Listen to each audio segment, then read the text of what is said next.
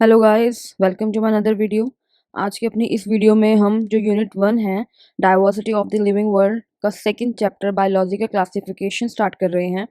और इस वीडियो में हम बायोलॉजिकल क्लासिफिकेशन में किस तरीके से ऑर्गेनिजम्स को उनको ऑर्गेनिजम्स को क्लासिफाइड किया गया, किस तरीके से उनको कैटेगरीज में डिवाइड किया गया, इसके बारे में डिटेल में समझेंगे। और फिर किस तरीके से 2 किंगडम, 3 किंगडम, फिर 4 kingdom, 5 kingdom and at last 6 kingdom classification scientist ने प्रपोज किए। तो चलिए स्टार्ट करते हैं। तो आज हम डिस्कस करने जा रहे हैं वो है बायोलॉजिकल क्लासिफिकेशन। ठीक है। Biological classification is the scientific procedure of arranging organisms into groups and subgroups on the basis of their similarities and dissimilarities. Biological classification basically scientific procedure है जिसमें हम ऑर्गेनिजम्स को ग्रुप्स में, सब groups में क्या करते हैं, डिवाइड करते हैं on the basis of their similarities and dissimilarities, जिससे हमें आसानी हो जाती है उनके बारे में जानने में, उनको आइडेंटिफ़ाई करने में, या जैसे हमें कोई नया ऑर्गेनिज़म्स मिला तो वो किस ग्रुप का है, यानी उसको आइडेंटिफ़ाई करना बहुत ईज़ी हो जाता है बायोलॉजिकल क्लासिफ़िकेशन की हेल्प से। ठीक है? इसको हम इस तरीके से समझ सकते हैं, जैसे हम अपने स्कूल में या कॉलेज में लाइब्रेरी देखते हैं, राइट? जब हम लाइब्रेरी में जाते हैं तो आप देखते हो फिज़िक्स का जो बुक सेशन, वो बुक्स का जो कंपार्टमेंट है वो अलग होता है। बायो का अलग होता है, बॉटनी का अलग होता है, ज़ियोलॉजी का अलग होता है, केमिस्ट्री का अलग होता है, ठीक है? अगर आपको कोई भी बुक चाहिए होती है, तो आप उसी उसमें जाते हो, सेक्शन में जाते हो और वहाँ से क्या करते हो, वो बुक्स ले आते हो, राइट? तो इसी तरीके से बायोलॉजी क्लासिफ़िकेशन भी काम करता है। बायोलॉजी क्लासिफिकेशन में क्या होता है, हम ऑर्गेनिजम्स को जो जितनी उनकी सिमिलैरिटीज और डिसिमिलैरिटीज के बेस पे उनको एक ग्रुप में बांट देते हैं। ठीक है, जिससे हमें क्या हो जाता है, हमें इजी हो जाता है उनके बारे में जानना, या उनके कुछ कॉमन जो कैरेक्टर्स होते हैं। अब आप ये देखो कि आप हर ऑर्गेनिजम्स को तो एक एक करके तो नहीं देखोगे कि इसके अंदर, फॉर एग्जाम्पल जैसे मैमल्स हैं, मैमल्स के अंदर मेमोरी ग्लैंड होती है, right? Mammals young ones produce कर सकते हैं, उनकी बॉडी पे हेयर होते हैं। अब ये थोड़ा ना है कि आप हर मैमल्स के कैरेक्टर्स को जा जाके उसमें सारे कैरेक्टर्स को दोबारा-दोबारा पढ़ोगे। तो अगर हम उसको हमने क्या किया कि जितने भी जो ये मैमल्स हैं, जो यंग वन प्रोड्यूस कर सकते हैं, उसको मैमल्स में डाल दिया। तो अब अगर हमें जानना है कि मैमल ग्रुप क्या है, तो हमें पता है कि इस ग्रुप में वो वाले ऑर्गेनिज़म्स रखे हुए हैं, जो जिनके अंदर जिनकी बॉडी पे हेयर्स ऑब्वियसली प्रेज़ेंट होंगे, जो मेमोरी ग्लैंड तो होंगी होंगी और ये यंग वन प्रोड्यूस कर सकते होंगे, राइट? तो इस तरीके से जो बायोलॉजी क्लासिफिकेशन है वो क्या करता है, इस चीज़ में हेल्प करता है, ठीक है, right? Without any system of classification, जैसे यहाँ पे देख लीजिए पहला कि इसकी नीड क्या है। अभी मैंने आपको नीड समझाई ना कि हम हर ऑर्गेनिजम्स को एक-एक करके वो नहीं कर सकते, स्टडी नहीं कर सकते। तो it is not possible to study every organism. The study of 1 और 2 organism of a group gives sufficient information about the essential features of the group, right? Second है, without any system of classification organism can not be identify. बिना किसी classification system के हम organisms को क्या कर सकते हैं, आइडेंटिफाई ही नहीं कर सकते। हमें कैसे पता चलेगा ये किस ग्रुप का ऑर्गेनिज्म है, ये या अगर हमें कोई ऑर्गेनिज्म मिला तो हमें कैसे पता चलेगा, जब तक हमारे पास कोई सिस्टम ही नहीं होगा क्लासिफिकेशन का, हम उसको कैसे आइडेंटिफाई करके कैसे किसी ग्रुप में डालेंगे, right? All type of organism do not occur in one locality. ये भी एक बात है कि सभी के सभी जो ऑर्गेनिजम्स हैं वो एक ही लोकेलिटी में थोड़ा ना मिलते हैं, ठीक है? कोई कहाँ मिलता है तो कोई कहाँ मिलता है, राइट? जैसे आप ये लगा लो कि यहाँ पे मिलता है एशियाटिक एलिफेंट। अगर हमें अफ्रीकन एलिफेंट की बात करनी हो, राइट? या फिर हमें अफ्रीकन चीता के बारे में बात करना हो, तो कुछ ऑर्गेनिज़म्स क्या होता है, different different locality, different different countries में अवेलेबल है। लाइक कंगारूज़ लगा लो, कंगारू ऑस्ट्रेलिया में अवेलेबल है, राइट? तो इस तरीके से क्या है कि हम जो सारे के सारे ऑर्गेनिज़म्स हैं वो एक लोकेलिटी में नहीं हैं। तो इसीलिए अगर हमें किसी ऑर्गेनिज़म्स के बारे में जानना है कि इस इन सब ऑर्गेनिज़म्स में, जैसे सभी क्या हैं, ये मैमल्स हैं, तो हमें अब पता है कि भाई मैमल्स में ये कुछ कॉमन कैरेक्टर्स हैं जो हर ऑर्गेनिज़म्स में होंगे, चाहे वो इस लोकेलिटी में प्रेज़ेंट हो या ना हो, राइट? अगला है, organism of the past can not be studied without a proper system of classification. Past में ऑर्गेनिजम्स को अच्छे से स्टडी नहीं किया जा सका, क्यों? क्योंकि उस टाइम पे कोई प्रॉपर सिस्टम ऑफ क्लासिफिकेशन नहीं था। बट अगर हम आज की बात करें तो आज ऑर्गेनिजम्स को एक प्रॉपर सिस्टमैटिक तरीके से कैटेगरीज में, ग्रुप्स में बांटा हुआ है, जिसके बारे में अच्छे से उनको आइडेंटिफाई किया जाता है, हम कर पाते हैं, उनके बारे में अच्छे से इंफॉर्मेशन ले पाते हैं, उनके बारे में अच्छे से स्टडी कर पा रहे हैं, right? Classification help in knowing the relationship among between group of organisms. Classification basically इससे हमें ऑर्गेनिजम्स का जो एवोल्यूशनरी रिलेशनशिप है वो समझ में आता है, राइट, कि जो ग्रुप्स हैं ऑर्गेनिजम्स के उनके बीच में क्या एवोल्यूशनरी रिलेशनशिप रहा है। ठीक है, आगे ऑब्जेक्टिव देखते हैं हम। इसके ऑब्जेक्टिव्स क्या हैं basically? To identify and describe all possible type of species, यानी आइडेंटिफाई करने में जितने भी पॉसिबल टाइप हमें पता है स्पीशीज के, उनको आइडेंटिफाई करने में, डिस्क्राइब करने में इसकी बहुत हेल्प मिलती है। To arrange the species in a various category on the basis of similarities and dissimilarities, हमने पीछे भी समझा है। टू इवॉल्व अ नेचुरल और phylogenetic system which should indicate origin and evolution of species, right. Biological classification से कहीं न कहीं हमें ये समझ में आता है कि किसी भी ऑर्गेनिज़म्स का ओरिजिन एंड एवोल्यूशन कैसे हुआ है, राइट?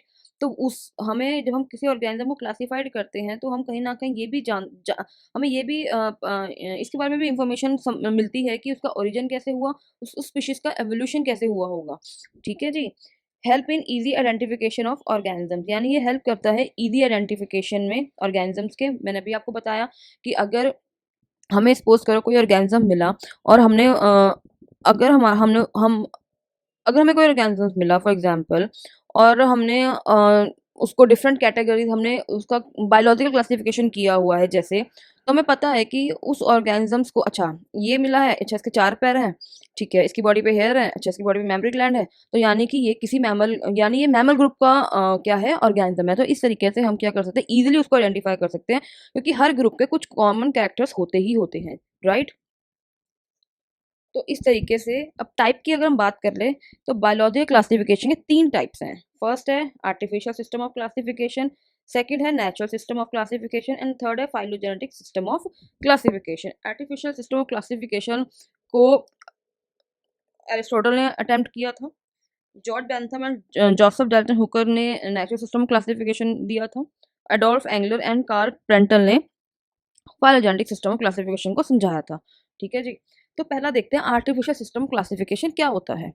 आर्टिफिशियल सिस्टम क्लासिफिकेशन में हम क्या करते हैं, एक या दो मॉर्फोलॉजिकल कैरेक्टर, यानी जो जो हमें कैरेक्टर बाहर से दिख रहे हैं, एक या दो, राइट, उसके बेसिस पे हम भाई और उस टाइम पे क्या करते थे, ऑर्गेनिजम्स को डिवाइड कर देते थे कि जैसे कि अच्छा अगर ये पानी में रहता है तो इसको ये पानी में रहने वाला ऑर्गेनिजम्स में डाल दो, अच्छा ये हवा में रहता है तो हवा में रहने वाले हो गए ये, ठीक है। तो इस तरीके से जो भी उसके मॉर्फोलॉजिकल बेसिकली कैरेक्टर्स थे उसको उठाया और उसके बेस पे भैया ऑर्गेनिजम्स को हमने क्लासिफाइड कर दिया। इसको बोलते हैं artificial system of classification, right. Aristotle जिनको हम फादर ऑफ बायोलॉजी, जो फादर ऑफ बायोलॉजी भी हैं और फादर ऑफ जियोलॉजी भी जिनको बोला जाता है, उन्होंने सबसे पहले अटेम्प्ट किया था ये सिस्टमैटिक बेसिस फॉर क्लासिफिकेशन, यानी कि सब एरिस्टोटल जो थे उन्होंने सबसे पहले अटेम्प्ट किया था इस बायोलॉजिकल क्लासिफिकेशन को। उन्होंने क्या किया, उन्होंने प्लांट्स और एनिमल्स को उन्होंने क्या किया बेसिकली, उन्होंने 2 कैटेगरी बना दी, एक बना दी प्लांट की और एक बना दी एनिमल्स की, ठीक है जी। प्लांट को उन्होंने बोल दिया जो बड़े-बड़े पेड़ हैं उसको बोल दिया कि इसको ये ट्री हो गया, राइट। अच्छा जिसकी सेवरल वुडी ब्रांचेस थी उसको बोल दिया उन्होंने श्रब्स, कुछ को उन्होंने बोल दिया हर्ब्स, ठीक है। तो इस तरीके से उन्होंने क्या किया, ऑर्गेनिजम्स को 2 कैटेगरी ब्रॉड कैटेगरी में बाँट दिया। उन्होंने कहा भाई एक होंगे प्लांट्स और एक होते हैं जी एनिमल्स, ठीक है। उन्होंने 2-3 मॉर्फोलॉजिकल फैक्टर्स उठाए, देखे, जैसे उन्होंने प्लांट्स में क्या देखा, साइज देखा स्टेम का। उन्होंने कहा अगर अच्छा सॉफ्ट स्टेम वाले जितने भी होंगे, जिनकी सॉफ्ट स्टेम्स होंगी, वो हर्ब्स होंगी। सेवरल वुडी स्टेम जिनकी होंगी, वो श्रब्स होंगे। वन वुडी स्टेम होगी जिनकी, वो ट्री होंगे, राइट। ऐसे ही उन्होंने एनिमल्स को बाँट दिया कि जहाँ पे हैबिटेट के बेस पे बेसिकली उन्होंने एनिमल्स को डिवाइड किया। एक किया उन्होंने presence of red blood cell यानी आरबीसी के बेस पे। पहले हैबिटेट के बेस पे उन्होंने कैसे बाँटा, उन्होंने कहा जो जितने भी जानवर उड़ सकते हैं, उनको एयर में डाल दो, यानी उन्होंने बर्ड को भी एयर डिवेलर्स बोल दिया, इंसेक्ट्स को भी एयर डिवेलर्स बोल दिया। लैंड उन्होंने कहा जो जानवर सिर्फ लैंड पे रह सकते हैं उसको लैंड डिवेलर्स बोल दो। फिर उन्होंने बोला जो वाटर डिवेलर्स हैं, यानी जो पानी में रह सकते हैं, वो वाटर डिवेलर्स की कैटेगरीज में आ गए। ऐसे ही उन्होंने बांटा कि प्रेजेंस ऑफ आरबीसी, ये इंपॉर्टेंट भी है कि उन्होंने कहा जिसके अंदर आरबीसी प्रेजेंट हैं, यानी जिनके ब्लड का कलर रेड है, वो इनेमा हो गए, और जिनका जो विदाउट आरबीसी है, जिनके ब्लड का कलर रेड नहीं है, वो एनाइमा कैटेगरीज में आएंगे, राइट। बट उनका जो ये क्लासिफिकेशन है, ये एक्सेप्ट नहीं किया गया। क्यों नहीं किया गया? क्योंकि उन्होंने बोला कि जो एयर डिवेलर्स हैं, यानी जितने भी उड़ सकते हैं, उनको भाई वो एयर डिवेलर्स होंगे, राइट? जैसे उन्होंने बर्ड्स को भी उसमें डाल दिया, इंसेक्ट को भी उसमें डाल दिया, बट इट्स नॉट पॉसिबल, क्योंकि आपको पता है इंसेक्ट्स ऑर्थोपोड्स हैं, ठीक है? बर्ड्स हो गए एव्स। ऐसे ही कुछ एनिमल्स तो ऐसे भी हैं जो लैंड पे भी रह सकते हैं और जो वाटर में भी रह सकते हैं, लाइक एम्फीबियंस, ठीक है? तो इस तरीके से ये जो क्लासिफिकेशन था, बिल्कुल ये एरिस्टोटल ने सबसे पहले अटेम्प्ट किया था। उन्होंने बेसिकली एक आइडिया दे दिया था कि हाँ, इस तरीके से हम ऑर्गेनिजम्स को डिवाइड करके थोड़ा-सा ईज़ी कर सकते हैं, उनके बारे में जानना, उनको आइडेंटिफ़ाई करना। बट ये क्लासिफिकेशन में बहुत सारी चीज़ें ऐसी थी जो अनक्लियर थी, राइट? जैसे अब यहाँ पे देख सकते हो ना, ट्री यानी ये श्रब्स हैं, जिसकी सेवरल वुडी स्टेम्स निकली होती है ना, उसको श्रब्स बोलते हैं। वन लार्ज स्टेम यानी कि ट्री हो गया। ये जिनकी सॉफ्ट स्टेम्स होते हैं, जैसे ये हर्ब्स हो गए, राइट? तो जैसे-जैसे आगे वक़्त बढ़ा, तो हमारे साइंस में ने भी क्या हुआ, तरक्की हुई, टूल्स आए, टेक्नीक्स आए, राइट? तो उससे क्या हुआ, और बेहतर होता गया ऑर्गेनिज़म्स को क्लासिफ़ाइड करना। जैसे उसके बाद आया natural system of classification, right? इसमें क्या किया, पहले अरिस्टोटल ने दिया जो था आर्टिफिशियल, ठीक है? उन्होंने क्या किया, उस टाइम पे एक्चुअली क्या था, इतना डेवलपमेंट नहीं था, इतना साइंस ने तरक्की नहीं की थी, इतने टूल टेक्निक्स नहीं थे, तो उन्होंने क्या किया, जो उनको कैरेक्टर्स बाहर दिखे, उन्होंने उसके बेसिस पे क्या किया, क्लासिफिकेशन कर दिया ऑर्गेनिजम्स का, राइट? फिर जैसे जैसे वक्त आगे बढ़ा, हम साइंस में डेवलपमेंट हुआ, तरक्की हुई, उससे क्या हुआ भाई, टूल्स टेक्निक्स आते गए, तो उससे क्या हुआ, और जो क्लासिफिकेशन था और बेहतर होता गया। उस तो जो ये नेचुरल सिस्टम ऑफ क्लासिफिकेशन है, इसमें क्या हुआ, इसमें क्या करते हैं, ऑर्गेनिजम्स को क्लासिफाइड किया गया basically on the basis of complete morphological character, यानी कि external as well as internal also. यानी कि इसमें जो ऑर्गेनिजम्स हैं, उसको कंप्लीट उसके जो कैरेक्टर्स है उसके बेसिस पे अब क्लासिफाइड किया गया। And the system employ those character which are relatively constant, and these include morphological characters, यानी कि उसके बाहर के, यानी इसका एक्सटर्नल स्ट्रक्चर कैसा था, anatomical, cytological, physiological, embryology, phytochemistry. Anatomical, right, means internal, कि उसका इंटरनल उसके क्या क्या कैरेक्टर्स हैं, साइटोलॉजिकल सेल स्ट्रक्चर हो गया, फिजियोलॉजी वर्किंग मैकेनिज्म, एम्ब्रियोलॉजी को हम एम्ब्रियोलॉजी के बेस पे, जैसे कि उसका रिप्रोडक्शन कैसा है, उसके अंदर एम्ब्रियोनिक डेवलपमेंट कैसा हो रहा है। फाइटोकेमिस्ट्री बेसिकली उसके उस जैसे हम प्लांट्स की बात करें, तो प्लांट से जो प्रोडक्ट्स हमें मिलते हैं, जैसे एरोमेटिक ऑयल मिल गया या कुछ मेडिसिन मिल रही हैं, तो उसके बेसिस पे क्या किया, ऑर्गेनिजम्स को, मतलब हर तरीके से ऑर्गेनिजम्स के कैरेक्टर्स को स्टडी किया गया, एंड फिर उसके बेसिस पे ऑर्गेनिजम्स को क्लासिफाइड किया, right? George Bentham and Joseph Dalton Hooker जो थे, इन्होंने सबसे पहले इस सिस्टम को प्रपोज किया था, और इन्होंने क्लासिफाई किया था प्लांट्स को ऑन द बेसिस ऑफ, जैसे कि मैंने बताया कि उस टाइम पे साइंस ने अच्छी तरक्की कर ली थी, उस टाइम पे हमारे पास टूल्स आ गए थे, टेक्निक्स आ गई थी कि किस तरीके से हम ऑर्गेनिजम्स को अच्छे तरीके से स्टडी कर सकते हैं, उनके कैरेक्टर्स को जान सकते हैं, जैसे ultra structure, right, fine structure of sales.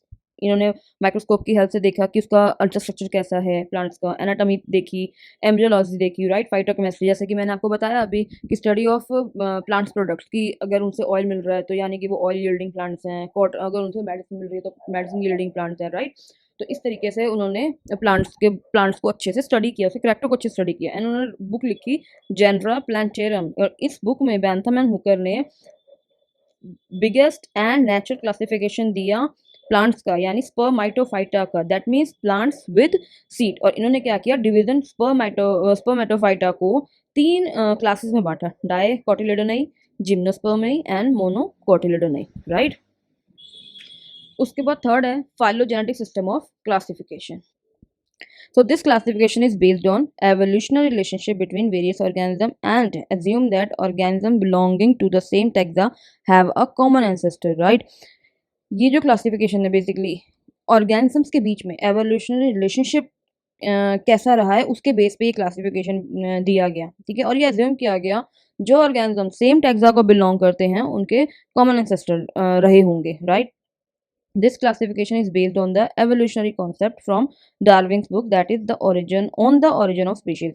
We all know कि डार्विन ने natural selection, origin of species, evolution, ये सब थ्योरीज दी थी, और इसके बारे में डिटेल में तो खैर हम एवोल्यूशन का जब चैप्टर पढ़ेंगे उसमें समझेंगे, बट उन्होंने कहा था that all species of life have descended from common ancestor, right, and evolution happened by natural selection. सबको पता है natural selection, survival of the fittest. Organism जितना ज़्यादा एनवायरनमेंट को अडॉप्ट करेगा, उतना ही ज़्यादा वो क्या करेगा, सर्वाइव करेगा, उतना ही ज़्यादा वो क्या करेगा, यंग वंस प्रोड्यूस करेगा, राइट? तो उसके बेस पे बेसिकली इस क्लासिफिकेशन को दिया गया है और वहाँ से पता चला कि जो ऑर्गेनिजम्स है उनका ओरिजिन, उनका एवोल्यूशन, उनका एवोल्यूशनरी रिलेशनशिप कैसे क्या क्या रहा है, राइट। उसका जो मेजर सोर्स है वो है या तो कॉमन एंसेस्टर्स देख लो उनके, या फिर हम उनके कॉमन सिस्टर के बारे में स्टडी करें, फिर या फिर उनके फॉसिल रिकॉर्ड्स के बारे में स्टडी करके पता लगाएं। अब फॉसिल रिकॉर्ड्स हर ऑर्गेनिजम्स के मिलने ईजी नहीं है, राइट। जो Adolf Engler and Karl Prantl थे, उन्होंने सबसे पहले इस सिस्टम को प्रपोज किया था। एंगलर एंड प्रेंटल ने क्या किया था, अरेंज किया था फ्लावरिंग प्लांट को according to increasing complexity of their floral morphology. Complexity of the floral morphology means जैसे कि उसका कैलिस का स्ट्रक्चर कैसा है, उसका कोरोला कैसा है, एंड्रोशियम, गाइनोशियम, इसके बेस पे क्या किया उन्होंने, अरेंज किए फ्लावरिंग प्लांट। जैसे कि यहाँ पे आप देख सकते हैं एंड्रोशियम कैसा है उसका, गाइनोशियम हो गया, या फिर उसके this part is Corolla and this part is Kallis, right. तो इस तरीके से कि इनका स्ट्रक्चर कैसा है, इसके बेस पे उन्होंने क्या किया, फ्लावरिंग प्लांट्स को अरेंज किया, राइट। आगे अब हम पढ़ते हैं किंगडम ऑफ क्लासिफिकेशन। जैसे उसके बाद आया टू किंगडम क्लासिफिकेशन आया जो कार्लस लिनेयस ने दिया, फिर थ्री किंगडम आया जो अर्नेस्ट हैकेल ने दिया, फिर फोर्थ किंगडम आया जो हर्बर्ट कॉपलैंड ने दिया, फिर फिफ्थ किंगडम आया जो आर एच व्हिटेकर ने दिया, एंड देन आया सिक्स किंगडम कार्ल वूज। जो एट प्रेजेंट हम जिस क्लासिफिकेशन को पढ़ते हैं वो है R H Whittaker, Robert Harding Whittaker का क्लासिफिकेशन हम अब तक पढ़ रहे हैं, राइट। तो देखते हैं टू किंगडम ऑफ क्लासिफिकेशन। जो कार्लस लिनियस थे उन्होंने उन्होंने टू किंगडम ऑफ क्लासिफिकेशन दिया था। Carolus Linnaeus also known as father of taxonomy, right. जब हमने अभी लिविंग वर्ल्ड के चैप्टर पढ़ा था तो हमने वहाँ पे भी पढ़ा था Carolus Linnaeus known for a father of taxonomy, right. Two kingdom classification में इन्होंने दो किंगडम में बेसिकली ऑर्गेनिजम्स को बांट दिया। एक को बोल दिया यानी सारे पेड़ पौधे उन्होंने प्लांटी में डाल दिए, और बाकी उन्होंने जो ऑर्गेनिजम्स थे बाकी के जो ऑर्गेनिजम्स थे उनको उन्होंने बेसिकली एनिमल्स में डाल दिया, एनिमेलिया किंगडम एनिमेलिया में डाल दिया। उन्होंने जो कैरेक्टर्स लिए इन दोनों कैटेगरीज को डिस्टिंग्विश करने के लिए, वो कैरेक्टर थे प्रेजेंस ऑफ सेल वॉल, यानी अगर सेल वॉल प्रेजेंस है तो भाई वो प्लांटी किंगडम में आएंगे, अगर एब्सेंस है तो वो एनिमेलिया किंगडम में आएंगे। फिर उन्होंने बोला कि अगर central vacuoles in the cell presence है, यानी सेंट्रल वैक्यूल प्रेजेंट है, तो वो प्लांटी कैटेगरी में है, और अगर एब्सेंस है तो वो एनिमेलिया कैटेगरी में। एब्जॉर्प्शन ऑफ इनऑर्गेनिक न्यूट्रिएंट्स, अगर उसका जो एब्जॉर्प्शन है न्यूट्रिएंट्स का वो आउटसाइड से हो रहा है तो वो प्लांट में है, यानी। और थर्ड उन्होंने बोला अगर इंजेस्टिव यानी कि इनसाइड, अगर डाइजेशन इनसाइड से हो रहा है, राइट, इंट्रासेलुलर है, तो बेसिकली वो क्या होंगे, वो एनिमेलिया होंगे। Growth in plant occur at only growing point only, and it is unlimited continue as long as plant live. अच्छा, उन्होंने बोला कि अगर ग्रोइंग पॉइंट जो है वो वहाँ से ग्रोथ हो रही है और वो कंटिन्यू चल रही है, अनलिमिटेड है, तो भाई वो प्लांट्स हैं। अब ग्रोइंग पॉइंट्स क्या हुए, जैसे कि हम कहते हैं कि tip of the root it is a growing point, right. Tip of the stem it is a growing point. Birds हो गए, it is a growing point, ठीक है। तो उन्होंने बोला कि अगर यहाँ से ग्रोथ हो रही है और कंटिन्यूसली चल रही है, अनलिमिटेड है, तो भाई ये प्लांटी कैटेगरी में आएंगे। और अगर ग्रोथ जो है वो ऑल द पार्ट पे प्रोपोर्शनली हो रही है और वो लिमिटेड है और स्टॉप हो रही है एक साइज पे पहुंचने पे वो स्टॉप हो गई है, यानी लिमिटेड है, और तो वो जो ऑर्गेनिजम्स होंगे उनको एनिमेलिया की किंगडम में डाला जाएगा, राइट। उसके उन्होंने बोला अगर एक्सक्रीटरी ऑर्गन्स हो गए, सेंस ऑर्गन्स हो गए, नर्वस सिस्टम हो गए, तो ये भाई प्लांट्स होंगे। अगर ये प्रेजेंस हुए तो इनको एनिमेलिया में डालेंगे। प्लांट अगर तो ऑर्गेनिजम्स के अंदर जो फूड है वो स्टार्च के फॉर्म में स्टोर हो रहा है तो वो प्लांट्स हैं, और ग्लाइकोजन के फॉर्म में स्टोर हो रहा है तो वो एनिमल्स हैं, राइट। इसकी इसी तरह से उन्होंने अगला कैरेक्टर लिया ability to manufacture food due to presence of chlorophyll. Chlorophyll presence है यानी कि न्यूट्रिशन होलोफाइटिक है, तो यानी कि वो प्लांट्स हैं। एंड एब्सेंस ऑफ ब्रांच है एंड हैविंग डेफिनेट शेप है, प्रेजेंस ऑफ लोकोमोशन है, then they will be included in kingdom Animalia, right. तो ये जो कैरेक्टर्स थे इसके बेस पे बेसिकली इन्होंने ऑर्गेनिज्म को डिस्टिंग्विश किया कि कौन से ऑर्गेनिज्म प्लांट्स में रखे जाएंगे, कौन से ऑर्गेनिजम्स को एनिमेलिया में रखा जाएगा। बट लीनियस के किंगडम में कुछ चीज़ें थी जो बिल्कुल क्लियर नहीं थी, जैसे कि उनके किंगडम में ना प्रोकैरियोटिक यूकैरियोटिक के बारे में कुछ नहीं पता, कोई डिफरेंशिएट नहीं है उसके बीच में। Unicellular organism multi cellular organism का कुछ नहीं है पता, वो सब एक ही कैटेगरी में डाले हुए हैं, राइट। फोटोसिंथेटिक यानी और नॉन फोटोसिंथेटिक ऑर्गेनिजम्स के बारे में कोई डिस्टिंग्विश नहीं है। अच्छा, पोजीशन ऑफ यूग्लिना भी फिक्स नहीं है, क्योंकि यूग्लिना तो कहते हैं, यूग्लिना को बेसिकली कनेक्टिंग लिंक बोला जाता है प्लांट्स और एनिमल्स के बीच में, राइट। क्योंकि यूग्लिना में कुछ कैरेक्टर्स एनिमल्स के हैं प्रेजेंट है और कुछ क्या हैं जो से कैरेक्टर्स हैं वो क्या हैं, एनिमेलिया के हैं, राइट। यानी यूग्लिना कुछ कैरेक्टर प्लांट्स के शो करता है, कुछ कैरेक्टर एनिमल्स के शो करता है। जैसे कि लगा लो कि उसके अंदर जो है सेल वॉल एब्सेंट होता है, जो कि एनिमल का कैरेक्टर है। अगर हम एक एग्जाम्पल के तौर पे देखें, क्लोरोफिल प्रेजेंट है, यानी वो प्लांट का कैरेक्टर है, तो इस तरीके से उसकी भी पोजीशन कोई फिक्स नहीं थी इस किंगडम में। तो इसीलिए जो क्या था, ये किंगडम भी this kingdom will also, this kingdom is in educate, right. तो इसके बाद भी साइंटिस्ट आके अटेम्प्ट करते गए, उन्होंने और स्टडी करी, तो उन्होंने देखा कि नहीं, दो किंगडम के अलावा भी एक और ब्रॉड कैटेगरी है, जो उन्होंने बोला, अर्नेस्ट हैकेल ने दिया थ्री किंगडम क्लासिफिकेशन। उन्होंने कहा kingdom Plantae and kingdom Animalia, ये राइट, जो कि दोनों ही क्या हैं, kingdom Plantae and kingdom animalia, जो कि क्या है, दोनों ही मल्टी सेलुलर यूकैरियोटिक हैं। उन्होंने बोला कि इसके अलावा भी ऑर्गेनिजम्स हैं जो यूनी सेलुलर यूकैरियोटिक हैं, राइट। उन्होंने उसका नाम दिया प्रोटिस्टा। उन्होंने कहा नहीं भाई, दो ब्रॉड कैटेगरीज के अलावा भी एक ऐसे ऑर्गेनिजम्स हैं जो यूकैरियोटिक तो हैं बट वो यूनिसेलुलर हैं, तो उसके लिए अलग किंगडम बनाया जाए। तो उन्होंने थर्ड किंगडम क्लासिफिकेशन कर दिया और तीसरा किंगडम इंक्लूड कर दिया, जो था किंगडम प्रोटिस्टा।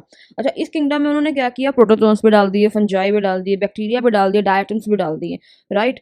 तो ये जो थ्री किंगडम क्लासिफिकेशन है जो अर्नेस्ट हैकेल ने दिया था, ये भी एक्सेप्टेबल नहीं था, क्योंकि जो बैक्टीरिया हैं, हमें सबको पता है जो बैक्टीरिया हैं वो प्रोकैरियोटिक है, राइट, एंड यूनिसेलुलर है। तो यानी कि वो भी इन्होंने क्या किया, प्रोटिस्टा में डाल दिया। यानी इस क्लासिफिकेशन में भी ये भी क्लासिफिकेशन क्या हुआ, एक्सेप्टेबल नहीं हुआ। उसके बाद फिर हर्बर्ट कॉपलैंड आए, उन्होंने बोला कि इन तीन कैटेगरीज के अलावा भी एक ब्रॉड कैटेगरी है, उन्होंने बोला किंगडम मोनेरा। उन्होंने दिया किंगडम मोनेरा। उन्होंने कहा नहीं, किंगडम प्रोटिस्टा तो क्या है, यूकैरियोटिक है, यूनिसेलुलर तो है बट यूकैरियोटिक है। तो बैक्टीरिया जो है, लेकिन बैक्टीरिया जो है वो प्रोकैरियोटिक है एंड यूनिसेलुलर। तो उन्होंने कहा नहीं, इसके लिए हम एक अलग किंगडम बनाना चाहिए, जो उन्होंने बनाया किंगडम मोनेरा, जिसमें उन्होंने इंक्लूड की जो किंगडम मोनेरा जो कि थे प्रोकैरियोटिक यूनिसेलुलर, राइट। तो उन्होंने क्या किया, एक फोर्थ कैटेगरी बना दी, जो कि थी किंगडम मोनेरा, जिसमें सारे प्रोकैरियोटिक यूनिसेलुलर ऑर्गेनिजम्स को रखा गया। उसके बाद अब इस किंगडम में उन्होंने क्या किया, मोनेरा में उन्होंने प्रोकैरियोटिक यूनिसेलुलर तो बता दिया। अब जो फंजाई टाइप जो ऑर्गेनिजम्स थे, उनके बारे में कोई कैटेगरीज नहीं थी, उनको भी प्रोटिस्टा में डाला हुआ था, राइट। क्योंकि जो फंजाई है वो यूकैरियोटिक तो है, मल्टीसेलुलर भी है, ठीक है, बट वो फोटोसिंथेसिस तो परफॉर्म नहीं करता, और उसकी जो सेल वॉल है वो भी काइटिन की बनी होती है, तो ना तो प्लांटी में आ सकता है, वो प्रोटिस्टा में भी नहीं आ सकता, राइट, क्योंकि प्रोटिस्टा तो यूनिसेलुलर ऑर्गेनिजम्स हैं। तो इस तरीके से आर.एच. विटेकर ने फिर 5 किंगडम क्लासिफिकेशन को प्रपोज किया, और उन्होंने ऑर्गेनिजम्स को 5 ब्रॉड कैटेगरीज में, 5 ब्रॉड किंगडम्स में डिवाइड किया। पहला था किंगडम मोनेरा, यानी कि जो कि प्रोकैरियोटिक यूनिसेलुलर थे। फिर किंगडम प्रोटिस्टा, यानी कि जो कि यूनिसेलुलर यूकैरियोटिक थे। फिर उन्हें थर्ड किंगडम बनाया किंगडम फंजाई, जिसमें सारी जो फंजाई हैं उनको रखा गया, जो कि थी eukaryotic multicellular, but fungi do not perform photosynthesis and जो फंजाई की सेल वॉल है वो बनी होती है काइटिन की, जबकि प्लांट की बनी होती है सेलुलोज की, right. So kingdom Plantae, kingdom Animalia, 5 broad kingdom में आर.एच. विटेकर ने 5 किंगडम क्लासिफिकेशन दिया। जो एट प्रेजेंट हम जिस क्लासिफिकेशन को पढ़ते हैं वो हम आर.एच. विटेकर के क्लासिफिकेशन को ही पढ़ते हैं, राइट। आर.एच. विटेकर ने ऑर्गेनिज्म को जो क्लासिफाइड किया वो किया on the basis of cell structure, body organisation, mode of nutrition, reproduction, phylogenetic relationship, that is evolutionary relationship. उन्होंने इन कैरेक्टर्स को लेके ऑर्गेनिजम्स को 5 किंगडम्स में डिवाइड कर दिया। जैसे अगर हम फर्स्ट देखें सेल टाइप मोनेरा क्या है, प्रोकैरियोटिक, बाकी सब क्या है, यूकैरियोटिक। सेल वॉल देखें, मोनेरा में नॉन सेलुलोजिक है, यानी पॉलीसैकेराइड अमीनो एसिड की बनी है। Protista present in some, Fungi present with chitin, यानी इसकी जो सेल वॉल है वो काइटिन की बनी होती है। प्लांटी में सेलुलोज की बनी है, और एनिमेलिया में तो सेल वॉल एब्सेंस होती है, राइट। न्यूक्लियर मेम्ब्रेन क्योंकि प्रोकैरियोटिक है तो एब्सेंट है, बाकी सब में क्या होगी, प्रेजेंट होगी। Body organisation unicellular unicellular. Fungi is multi cellular and loose tissue.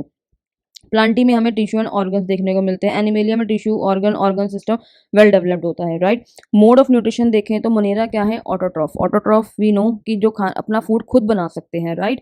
जैसे कि ये जो मोनेरा है, these are autotrophic organism, that is chemosynthetic and photosynthetic. Photosynthetic organism दूसरे ऑर्गेनिज्म जो अपना खाना बनाने के लिए सनलाइट यूज करते हैं। कीमोसिंथेटिक में ऑर्गेनिज्म क्या करते हैं, अपना फूड बनाने के लिए केमिकल्स यूज करते हैं, राइट। हेट्रोट्रॉफिक वो ऑर्गेनिजम्स होती हैं जो डिपेंड होते हैं अपने फूड्स के लिए एनी अदर सोर्सेज के ऊपर। जैसे कि जो मोनेरा हैं, these are saprophytic parasitic. Saprophytic जो ऑर्गेनिजम्स होते हैं वो डिपेंड रहते हैं अपने फूड के लिए dead and decaying organic matter पे, राइट। और पैरासिटिक जो होते हैं वो क्या करते हैं, अपना जो फूड है वो लिविंग होस्ट से क्या करते हैं, लेते हैं, ठीक है जी। प्रोटिस्टा इज ऑटोट्रॉफिक फोटोसिंथेटिक, मतलब कि ऑटोट्रॉफिक यानी अपना खाना खुद बना सकते हैं by using sunlight, and heterotrophic, right. अच्छा, फंजाई होते हैं heterotrophic, that is saprophytic and parasitic, यानी डेड एंड डिकेइंग पे डिकेइंग से अपना ऑर्गेनिक फूड ऑब्टेन करेंगे, और पैरासिटिक यानी या फिर लिविंग होस्ट से अपना फूड को लेते हैं। Plantae is autotrophic, that is photosynthetic, यानी बाय यूजिंग सनलाइट क्लोरोफिल ये अपना खाना बनाते हैं। हेट्रोट्रॉफिक में होलोजोइक सैप्रोफिटिक, राइट, यानी कि जो एनिमेलिया होते हैं वो they are holozoic saprophytic, sorry saprophytic, some animals are parasitic also. तो होलोजोइक जैसे कि सारे मतलब एनिमल्स लगा लीजिए मोस्टली, हम क्या करते हैं अपना खाना क्या करते हैं, माउथ से क्या करते हैं, इंजेस्ट करते हैं, देन डाइजेस्ट करते हैं, देन उसका एब्जॉर्प्शन होता है, देन एसिमिलेशन होता है, देन हम एक्सक्रीट कर देते हैं। तो इस टाइप के जो न्यूट्रिशन होता है उसको बोलते हैं होलोजोइक। सैप्रोफिटिक हमने भी बात करी है, जो डेड एंड डिकेइंग पे सर्वाइव करते हैं, और जो पैरासिटिक है वो लिविंग होस्ट पे सर्वाइव करते हैं, राइट। तो ये जो कैरेक्टर्स हैं बेसिकली, इसके बेसिस पे क्या किया था, जो विटेकर हैं उन्होंने ऑर्गेनिजम्स को 5 किंगडम में बांट दिया था, राइट। तो यहाँ पे देख लेते हैं किंगडम मोनेरा, यानी कि all the prokaryotic, that is eubacteria, rickettsia, chlamydia, actinomycetes, blue green algae, that is cyanobacteria, archaebacteria, mycoplasma, ये सब किस उसमें रखे गए हैं, मोनेरा में। These are all prokaryotic. Fungi में रखा गया true fungi, that is multicellular eukaryotic, phycomycetes, ascomycetes, basidiomycetes, deuteromycetes, ये सब किस में रखे गए, फंजाई में। एनिमेलिया में सारे multicellular eukaryotic animals. Kingdom Protista में unicellular eukaryotic, that is dinoflagellates, diatoms हो गए, ग्लिनोइड्स हो गए, प्रोटोजोन्स हो गए, राइट, वो सब प्रोटिस्टा में रखे गए हैं। प्लांटी में they are include multicellular eukaryotic plant, that is algae, bryophyta, pteridophyta, gymnosperm, angiosperm, right.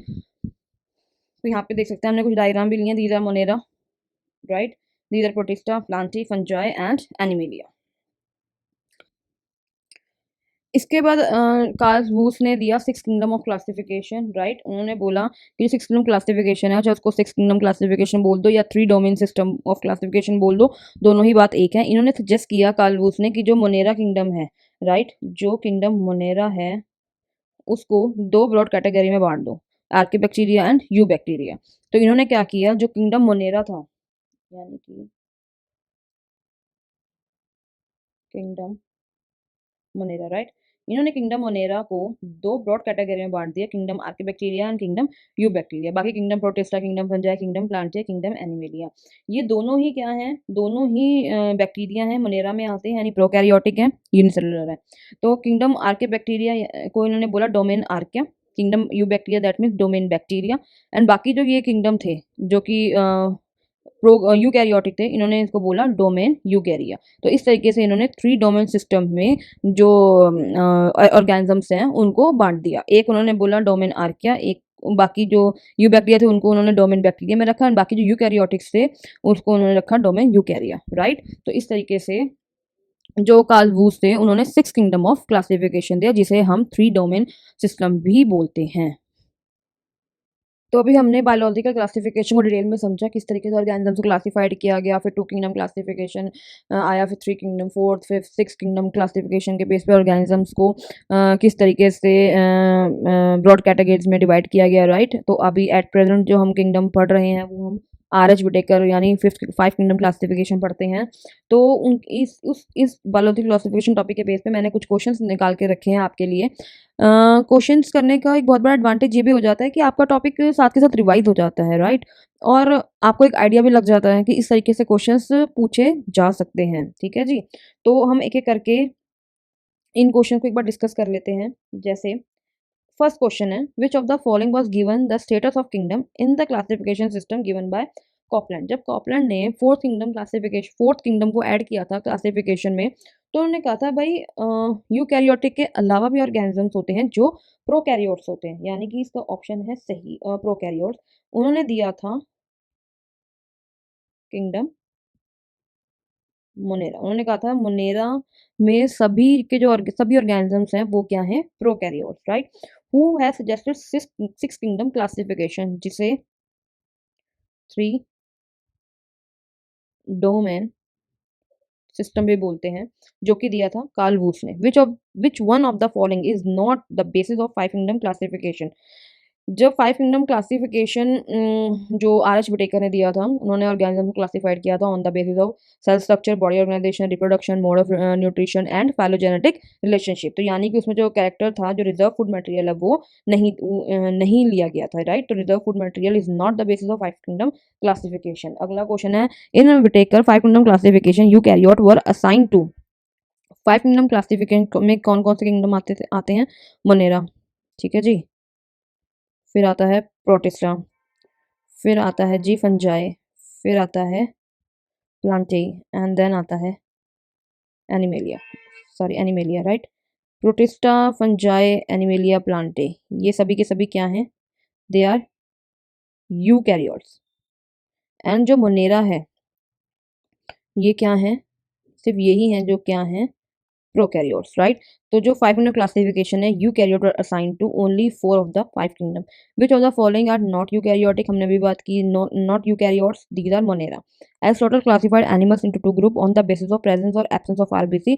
The group which does not have RBC, वो कौन सा ग्रुप था, एनाइमा, राइट जी। Two kingdom classification does not distinguish between eukaryote and prokaryote, unicellular and multicellular, photosynthetic and non photosynthetic organisms. यानी कि ये सभी के सभी पॉइंट जो हैं वो टू किंगडम क्लासिफिकेशन जो कार्लस लिनियस ने दिए थे उसमें डिस्टिंग्विश नहीं किए गए। तो यानी कि all of this will be the right option. Domain Eukarya include how many kingdoms with respect to six kingdom system.